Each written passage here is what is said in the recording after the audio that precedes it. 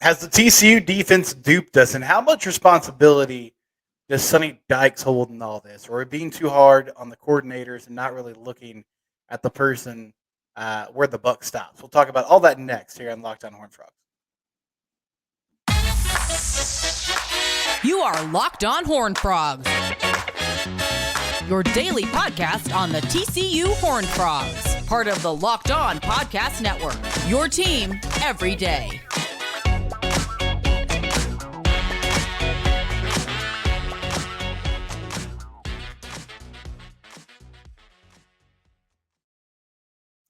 Locked on Horned Frogs. Subscribe wherever you get your podcast, Spotify, Apple Podcasts. You can also subscribe on YouTube. Quick housekeeping note for our YouTube watchers, listeners. You might have noticed over the last few days there are now ads on these videos beforehand when you watch them, and maybe also in the middle of them. Because of the number of subscribers we have and the amount of hours you've watched this channel has now been monetized, which means YouTube will put ads on the videos. You should be able to skip them. If that makes any of you upset, I'm sorry, but that's just, if randomly you're like, wait, why am I seeing these Capital One ads before the show or whatever? I don't know what it is. That is the reasoning behind that. With me in the box next to me is Matt Jennings, freelance writer who covers TCU football. And Matt, I don't think, Saturday did not go well for TCU against Kansas State. They now have a bye week before they hit the last 4 games of the season. The defense. We both sort of agreed that things had gotten better. Maybe Joe Gillespie had figured some things out. They did not figure anything out against Kansas State. Or if they knew what they were supposed to be running, they didn't handle it well. Was this just a blown tire on a bad night on the road, or do you feel like maybe we've been kind of duped with pedestrian or bad offenses over the past 5 or 6 weeks? I think that I lean toward Chris Kleiman and Colin Klein kind of just have Gillespie's number and Sonny Dykes' number, quite frankly. I mean, I said this on Saturday. TCU's played Kansas State 3 times, or Sonny Dykes has played Kansas State 3 times as the head coach at TCU, and Kansas State has looked like the better prepared team all 3 times. Yeah. Now, they won one of those games anyway because TCU rallied in the regular season a year ago and played a great second half and, were the better team over the course of 4 quarters. But in terms of who came out ready to play, prepared with a good game plan, knew exactly what they wanted to do, like Kansas State's had their number for the 3 times in a row. I think I don't think you are. Dan Rubenstein says this on the Solid Verbal all the time. You're never as bad as your worst day. You're never as good as your best day. And I think just the weird thing for TCU is we saw those back to back. We saw TCU's defense's probably best game of the season against BYU. And then we saw their worst game of the season back to back against Kansas State. And I do think the truth about who they are is somewhere in the middle. I think K-State's a terrible matchup for them, is part of it. But I don't think they are as bad as they looked on Saturday. I think they have shown progress. I also think you're a year and a half in with Joe Gillespie as your defensive coordinator. I don't think it's terrible. If y'all remember the last couple of years of Gary Patterson, the bottom really fell out for the defense then too. It's not any worse than it was then, but it's not. It is better, but it's not. They're not back up to playing, top 40 defense, top 25 defense. When this is a program, I think that's part of the issue for TCU fans, especially, is they've been used to for a long time having a defense that was salty, a defense that was aggressive, defense that played a certain style of ball, right? And Gillespie's style is just the polar opposite of that. It is not trying to force 3 and outs. It is not trying to create negative plays. And that's fine. You can win games doing that way, but it was always going to be uncomfortable for TCU fans with that transition. I think you can get comfortable with it if you're winning games doing it. But when they've faced the best offenses, right? And then you talked about this on earlier this week, whether it was Michigan, Georgia, Kansas State, Colorado, even there were a couple instances last year, Oklahoma State, when they were still healthy. Like they just didn't. They've not been able to kind of like shut down opponents. They're really good against teams that they have a talent advantage over, but I mean they kind of are what they are. They're a totally fine defense that can look really good when they've got guys in the right spots. Is that gonna get you into Big 12 title contention? Is that gonna get you where you want to be? Is that the ceiling of what you can be? I think we've already seen in the Big 12 since TCU joined the league. The answer to that is no, that's not the ceiling of what you can be. So should you be happy with that? I get why all that to say, I get why people are like, maybe it's time for a change.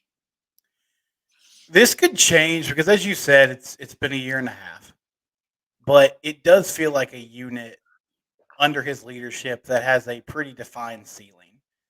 Meaning, if you're facing an offense that doesn't have a lot of playmakers or doesn't have a good quarterback, then you can play well. At times, look like a fairly dominant group. But I mean, the only offense, like, do you think it's fair to say in the time he's been here, the only offense that had dynamic playmakers that they really shut down was Texas last season? I think that's fair. And Texas, they were, if I remember correctly, people can correct me if I'm wrong on this. They were pretty banged up on the offensive line all season last year, but when they played TCU specifically, and that was not coincidentally the game that TCU suddenly, like, the pass rush came alive and they were creating those negative plays, and and also Sark. I'm not a huge as a Falcons fan. I have feelings about Sark. Complicated feelings. Sometimes they're positive, sometimes they're negative. But I think he didn't make great game management decisions in that game. They moved away from trying to run with Bijan Robinson, like pretty much entirely in the second half of that game. So I think you can credit that game some to Gillespie and some to just some poor choices from Sark. But yes, that's like the marquee game, right? That's like the example of like the platonic ideal of what that defense could be. They forced some turnovers. They were stout against the run, and they allowed 3 points defensively. Game, you've got whatever it is. What's the number? 23 game sample size, and that's one game. Yeah. Well, and I think it's also, we'll get more into this later in the show. It's a defense that if it's complemented with a good offense that can score and put up a lot of points, it makes sense. Right now, they're not playing complementary football at the moment because both units are struggling. And I'm glad you brought that up because they're just like,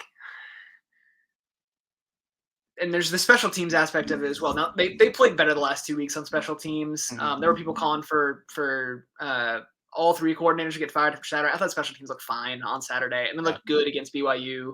Like the Iowa State game was bad. It was really, really bad, and West Virginia was bad too. But they've not done anything that's deplorable on that in that phase. The last couple weeks, it is what it is. People want, that's a whole different conversation. But if your offense is going 3 and out, and particularly if they're going 3 and out in like 45 seconds of game time because of the tempo that they insist on running, we had this problem. We had this like ongoing push and pull even when Gary was the coach, and it was this push and pull he was doing with Doug Meacham and Sonny Cumbie about like trying to ratchet down tempo, but that takes away from what the offense can do, that kind of thing. But at least in that instance, it was like, no, you had proof of concept. If they went fast and they spread the field, they could do some stuff. This version of TCU's offense is trying to go fast, is trying to spread the field, and they're just not doing anything. And so then you're just putting the defense back out there to defend more snaps, usually with poor field position because you're usually, not punting in around midfield or in plus territory, opposing offenses are getting great field position against a gassed defense that they already have, a personnel advantage against in Kansas State's case. And then you see the results that you saw, on Saturday. So yeah, it's a, in the best of times, it's a symbiotic relationship. In the worst of times, it is a toxic, self fulfilling prophecy of bad kind of relationship. So when things are going well on both sides of the ball, to your point, it's complementary, it's symbiotic. When things are going poorly on one side of the ball or the other, those failures then feed into more failures on the other side of the ball. And that's what we're seeing from them. That's certainly what we saw on Saturday against Kansas State. Yeah, I guess quickly before we move on, you talked about Kleiman, and I mean, I think Chris Kleiman's a really good coach. I also feel like this coaching staff is good, or at least in the past, like they've been good, and I believe in Sonny Dykes, believe in what he's done, but it has been a bad matchup for them. Is that more? Do you think that's more personnel related, or it's more just we saw like Lincoln Riley's teams and his offenses specifically gave Gary fits towards the end of his tenure. Is that just something that they're missing as a staff, or does it come down to this is a really physical football team that knows what they want to do, and they give this, more athletic kind of sideline to sideline group fits?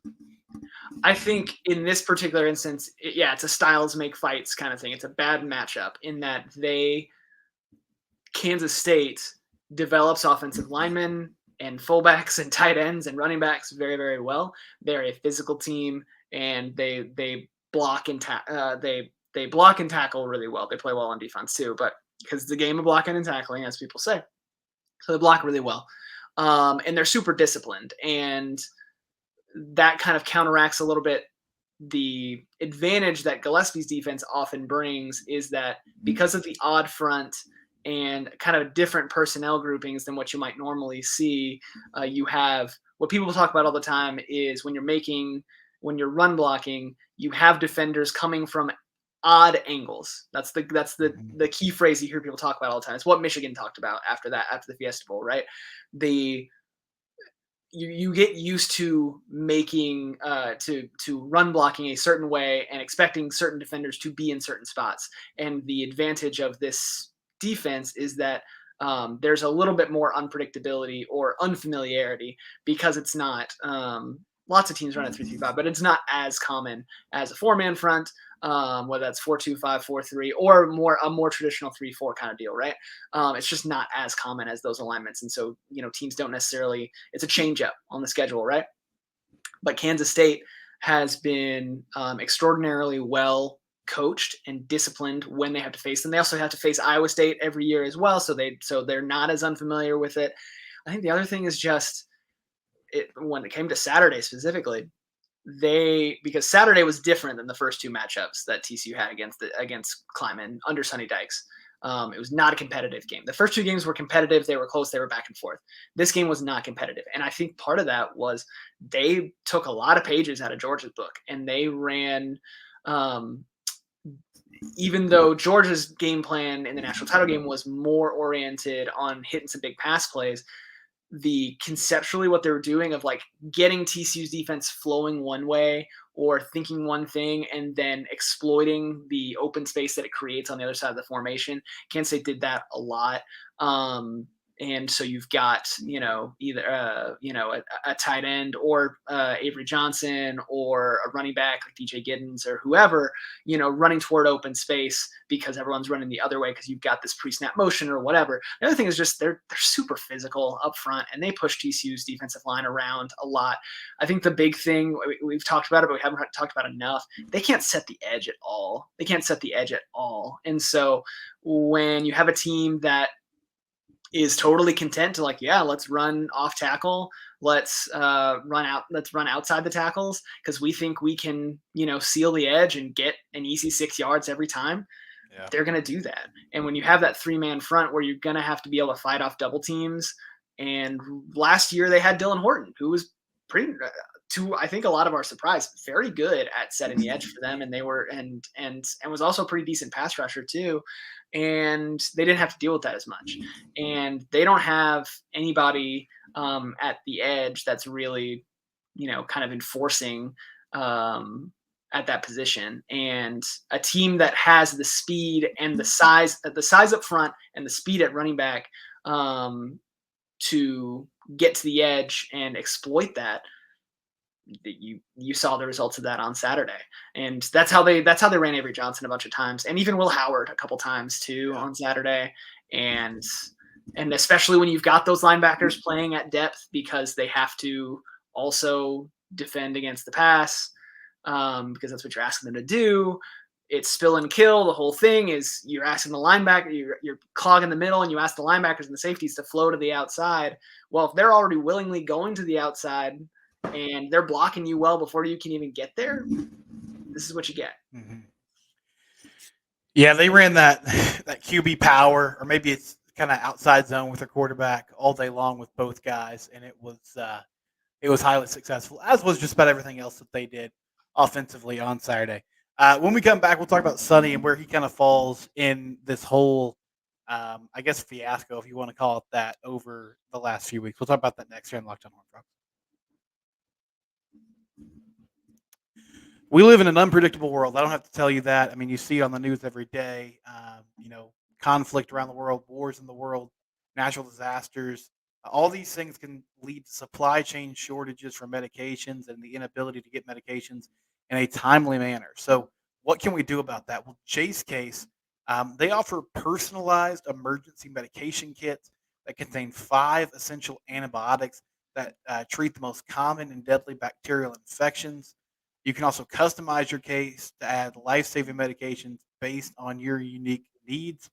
Jase Medical now offers customability for your Jase case with dozens of add-on medications, and they're currently working to expand their medication offerings. In these efforts, they're offering all kinds of great things that can help you or your family in case of emergency. Go to jasemedical.com, enter the promo code LOCKEDON at checkout for a $20 discount to your order. Again, that's promo code LOCKEDON at jasemedical.com. You don't want to be in a situation where you're wondering, how are you going to take care of yourself? How are you going to take care of your family? But this is one way to make sure you're prepared. Jase Case, go to Jase Medical. You can do that today. We appreciate Jase Case or Jase Medical and their sponsorship here of the Locked On Network. Also, want to talk about FanDuel. FanDuel's got a great offer going on right now. You can go to FanDuel.com/lockedon, and if you put a $5 bet down, you can get up to $200 in bonus bets guaranteed, and that's win or lose. You don't even have to win on that $5 bet to get $200 guaranteed in bonus bets. You can bet on spreads, player props, over-unders, and more, and they also have a really easy-to-use app that is safe and easy to navigate. FanDuel.com/lockedon. Take advantage of that offer and do it today.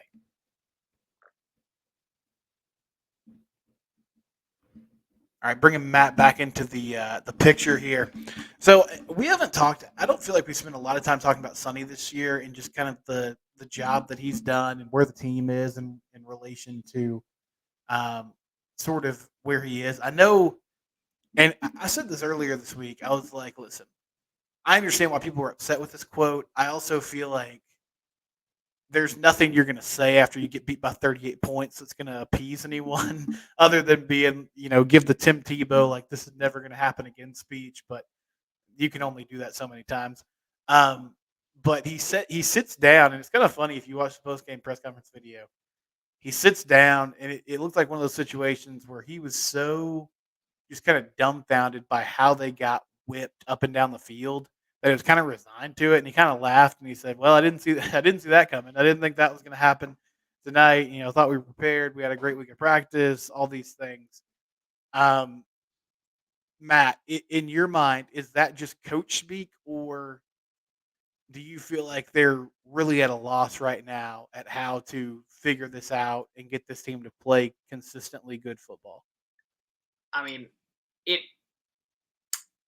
the preponderance of evidence, like the full body of quotes that we have from Sonny over the course of the season, leads me to believe, like, yeah, they're really not sure what the answer is, which is concerning to me. I think, and it's really odd, like, from a marketing and a messaging perspective, Sonny Dykes did everything right a year ago. Yeah. In terms of, it was like, we're opening up practices and media and fans come see spring ball, come see fall practice. And, really being very open of yeah, I don't, I like this team. I think we're good. I'm not sure how good we're going to be, that kind of thing. It was tempered expectations, did a pretty good job with that. Handled the ups and downs of the season and the close games and did it. And, clearly like felt like he had a pulse on the team and felt like he had a pulse on what the fans wanted and what the school and the program like wanted and needed to hear. Like when you think about like the Hypnotoad thing and the fun and the like the funky town, like the fun hoodies like during practice and bringing back the flying tee and like all this stuff.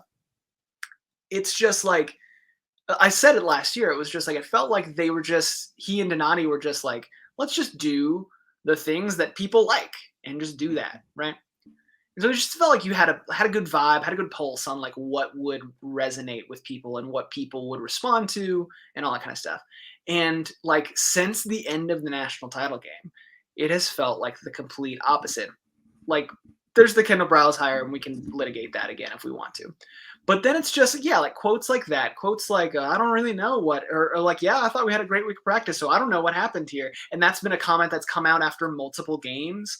And the idea of like, oh, I'm not, this idea of like not having answers, right, feels like you're reading the room wrong, right? You don't understand, not just from a football perspective, like what the problem is, which is its own issue, but also like how to position it. And how to like give people like a reason to not feel like things are on fire, right? Like that's what a head coach is supposed to do, is be able to like, hey, look, this is on me. We weren't prepared. We're gonna go back. We're gonna fix it. We're gonna get back to the drawing board. Like, give the coach speak answers. To your point, give the coach speak answers of like, we're gonna get it in the film room. We're gonna get it fixed. We're gonna figure out what the problems were. We're gonna get back. Like this isn't acceptable. Yada yada. Not. I don't know what happened. I thought we practiced well and what like that shrugging and to your point, laughing. Like, I think you're right. There's not an answer you can give after a game that is going to placate people, like a game like that, that's going to make people happy. But you also need to know how to kind of staunch the bleeding a little bit. If I can go on a tangent here for just a second, go ahead. This whole season on Saturday, I found myself, stay with me here. I found myself thinking about Billy Napier a lot. Here's why. Billy Napier was like one of the names that we talked about a lot, like in the coaching search that eventually led to Sonny Dykes. He ends up going to Florida, and Florida's not been good under his tenure, right? I'm not trying to say that like they should have hired him or something. Yeah, they should have hired him, or that he's even doing a good job. I think the jury's still out on that. I will say one thing that I think Napier has done a really good job of the whole time is the messaging part of it. It's he set expectations when he got in the building. He's like, hey, look, y'all, we are stripping this thing down to the studs.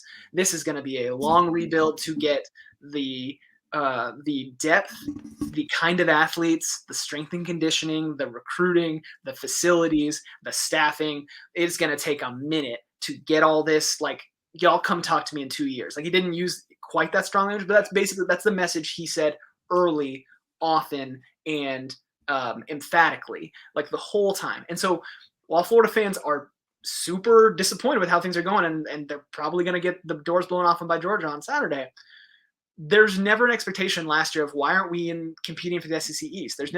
There wasn't a question this season of like, well, why are we behind Mizzou in the standings, right? Why are we getting our butts handed to us by Kentucky? Because they set the expectation from the jump, right? And the goal was, hey, this is a long rebuild. Wait with me, be patient, and this is where we are. I bring all that up to say, last year kind of threw off what was supposed to be the clock for TCU because they competed at such a high level early in what was maybe expected to be a little bit of a rebuild, which is fine.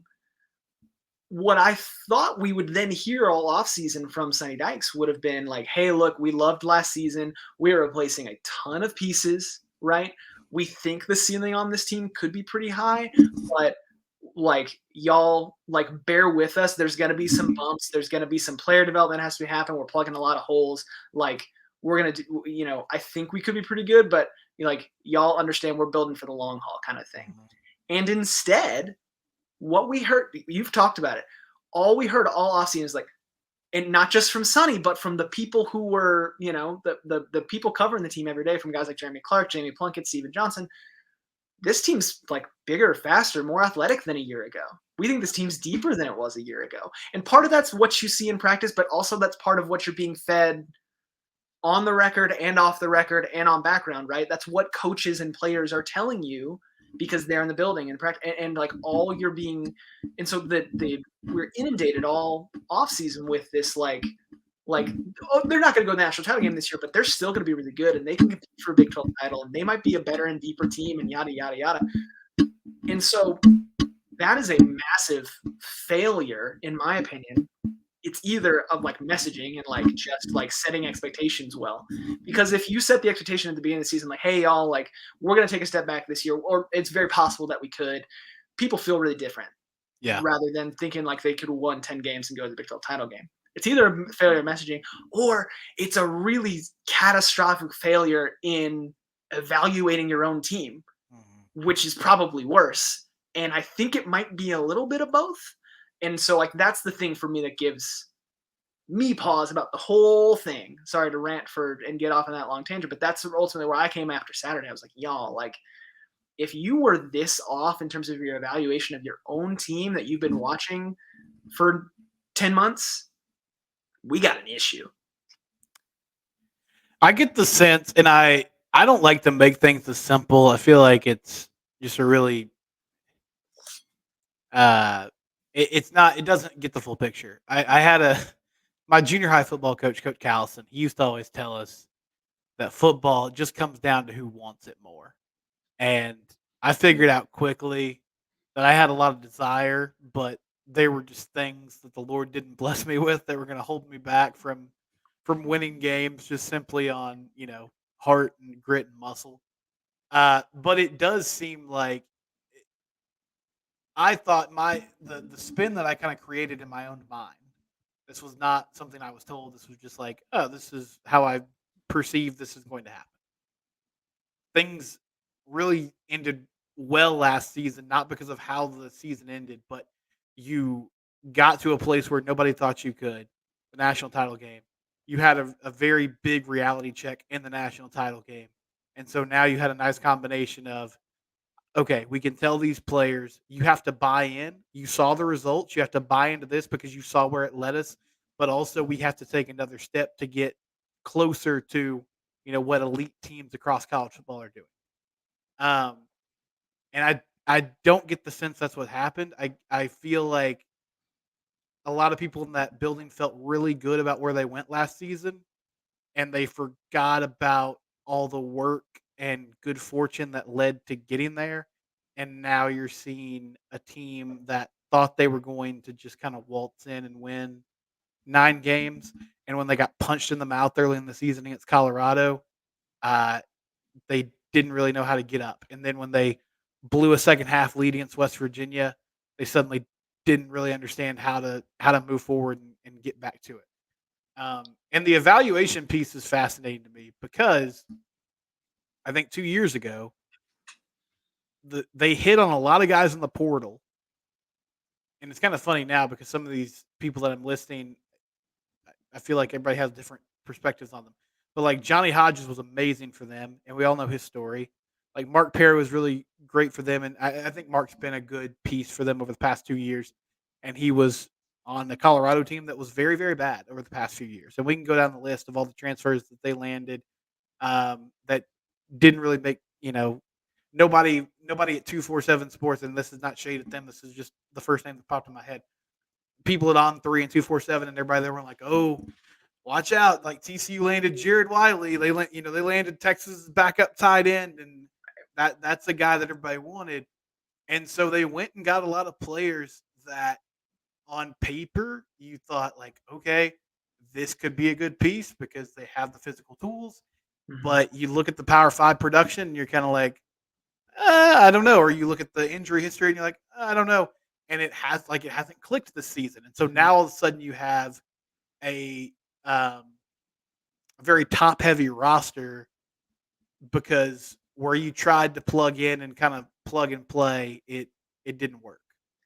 And two things on that. The first one being in 2022, they could bring in those transfers as truly to plug specific holes, right? Like, oh, you needed a veteran starter at safety. You needed a third linebacker.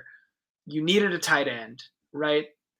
But most of the pieces around those specific, like Alana Lee on the offensive line, okay, so then he just slots in next to Steve Avila and next to, Wes Harris. You have individual pieces that just slot in where there's just a weakness as part of a larger group that on the whole you feel pretty good about, right?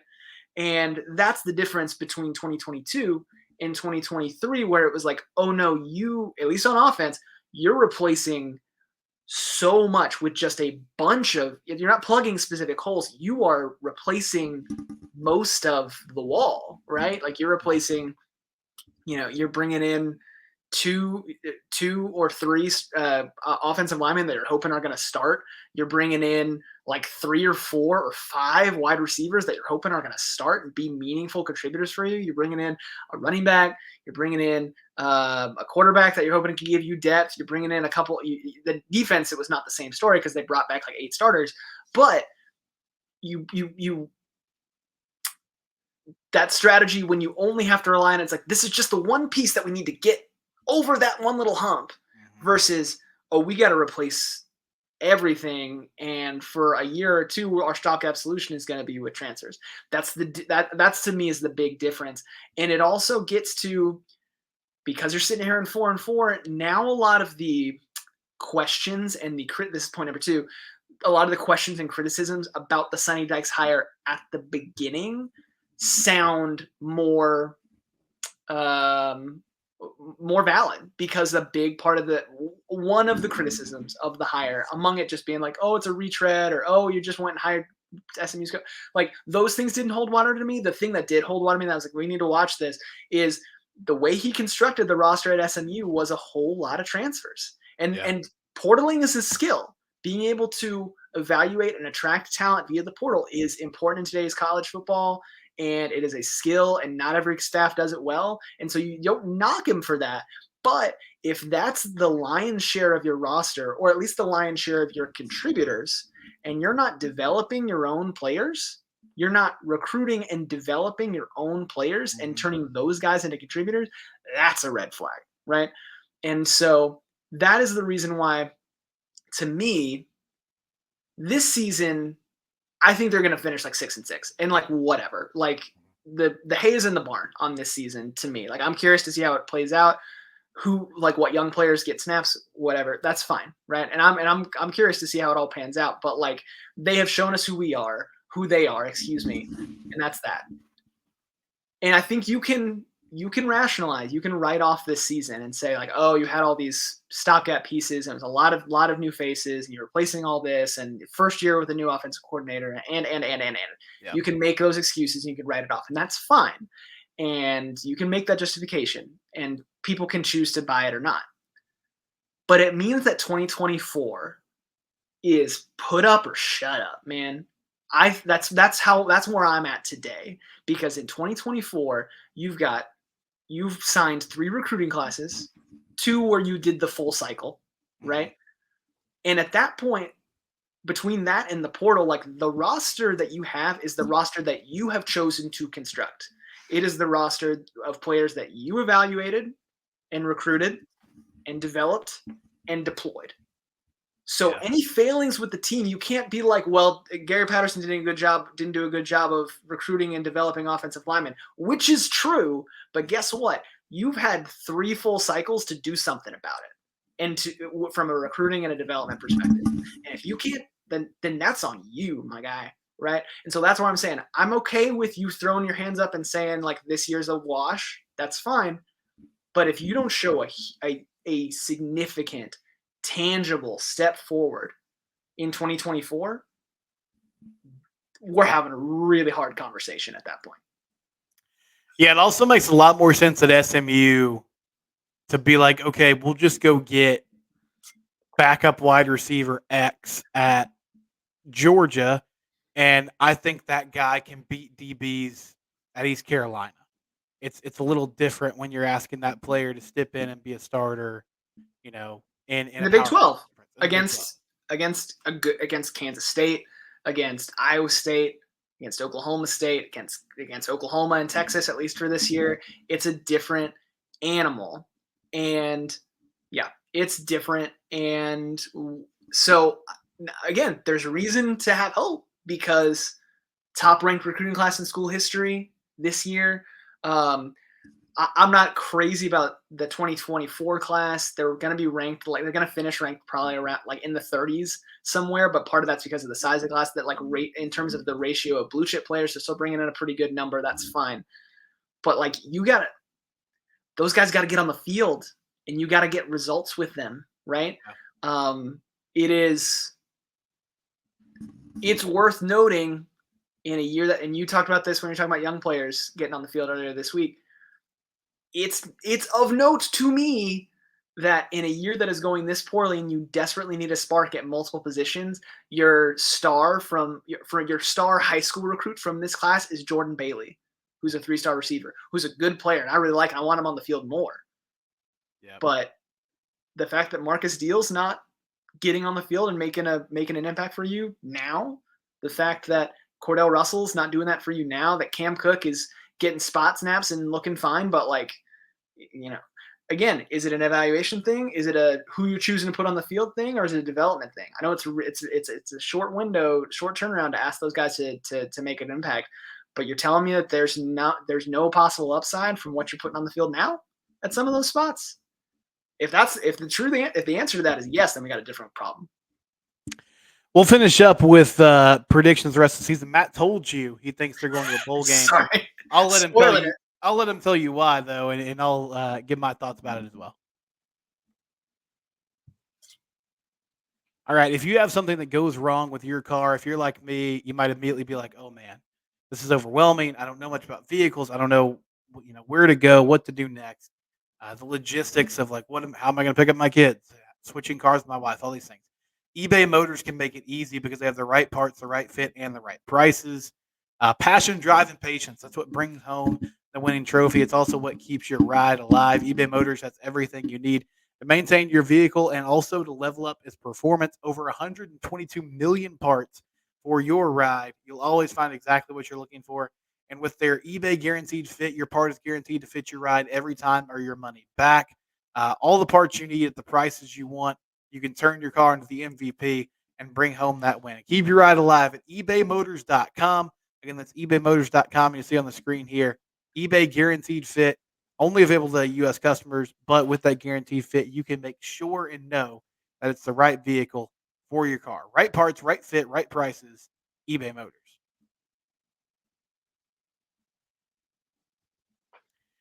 So, Matt, you said that you think they're going 6-6. Why do you feel that way? Who are they beating over the last 4 games? Yeah, I mean, today, I think they've shown you really clearly who they are as a team, right? When TCU lines up against a team that they're just better than, right? An SMU, a Houston, a BYU. They're going to go out there and they're going to play well enough and have advantages in enough spots and win on a down-to-down basis over 4 quarters where they're going to overwhelm and pull away from that team, even if the details are sloppy, which this is a team that's sloppy in the details. We talked about that a lot. Red zone, short yardage, assignments and tackling on defense in some instances, all of that, right? But those things don't matter when you're just flat out better than the other team. And I see 2 games on the schedule that, at least as of today, look like that, and that's Texas Tech and that's Baylor. TCU just looks like a better team than either of those teams. The rivalry games, so I'm not sharpieing it right now, but those are teams that TCU will be favored against. Then the other side of the coin is that the games that TCU hasn't been able to just roll the ball out and just be better than the other team for 4 quarters, and that stuff at the margins becomes important. Getting touchdowns instead of field goals or instead of getting stuffed on 4th down, matters a lot in the red zone in those games. Not turning the ball over matters a lot in those games. Being able to block matters more in those games. When the stuff at the margins becomes important, those are the games that they have lost against teams that they are either evenly matched with or they're at a disadvantage against. West Virginia, Iowa State, Kansas State, Colorado, right? And there are 2 games like that left on the schedule against Texas and Oklahoma.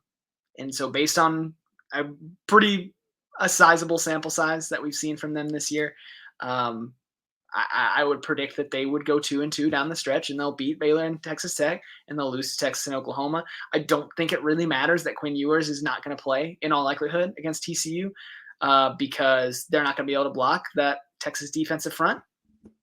And we're going to see the same story that we have seen in a lot of instances where they can't pass protect and they can't run block. And the offense will score like 10 points, and it won't matter. That's kind of my read on them right now. Honestly,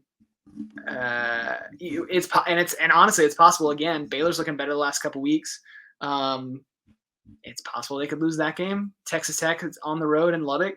It's going to be at night on a Thursday night. It's going to be a different rhythm in the week versus just a normal Saturday game. I'm not sure how well a team that does not handle the details well is going to handle that change of pace and change in schedule. So maybe they'll lose one of those games too. But right now it looks like a 6-6 team to me. I would love to be proven wrong.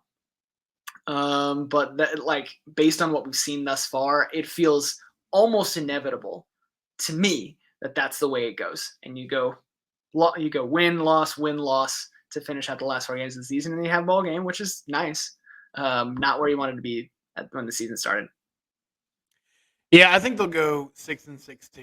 The Tech game kind of makes me nervous. Not sure what Tech's quarterback situation is going to be, but just because it's on the road and this team hasn't shown a ton of resiliency, I guess I should say. This feels a lot like different issues, different circumstances, but it feels a lot like 2019 in that it's a team that can't beat anybody. It doesn't really feel like they can just beat anyone on the schedule. It does feel like they can lose to anybody though. And so that crew lost to West Virginia on the last game of the season in a rainstorm, and that prevented them from making a bowl game. But I'd like to think that, yes, Baylor and Tech should be wins. You'll make a bowl game, and hopefully you win that bowl game and finish 7-6. Well, and your point there is well taken, and it reminds me of another thing, talking about, again, those criticisms of the Dykes hire that we got to dismiss last year, and now they're kind of coming back.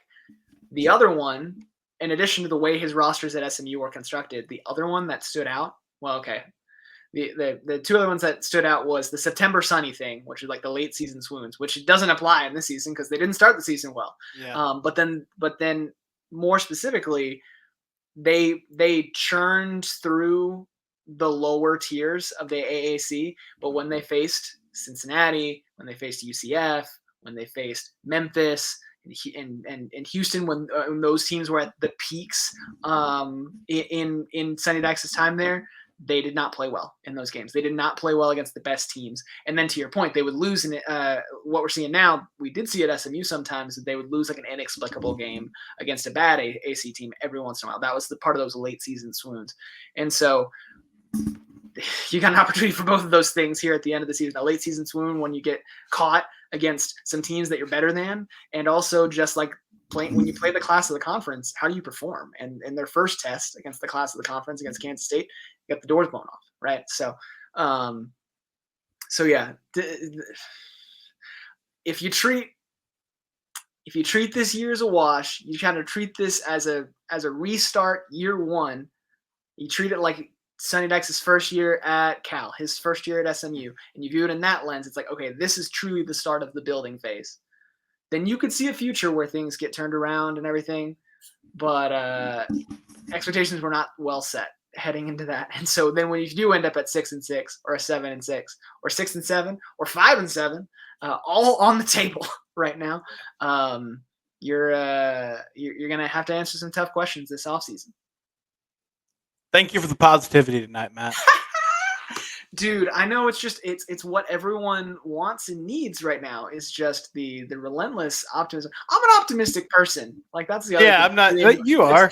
That's annoying about this is I'm usually good at spinning. I'm usually good at being like, well, okay, but I can see, and it's really hard to do that after the BYU game. They get a bye week. You go on the road. You play Texas Tech. You play well. They were singing a different tune. I will feel better if they make a bowl game, even if it's a sad bowl game. I'll feel better about things. And I feel like they're still due for a game where they put it all together. And I was hoping that would come together against Texas, which maybe it does. But I'm starting to feel like, oh, that was the BYU game. Like that was the game this year that we're going to look back on and say, okay, they did everything right. Like that was what they could have been. And they ran into BYU on a good week where they didn't play well for whatever reason. And anyway, but we'll see. We'll be back next week. We'll be here. We're covering it. Locked on Horned Frogs on a bye week. It's your team every day.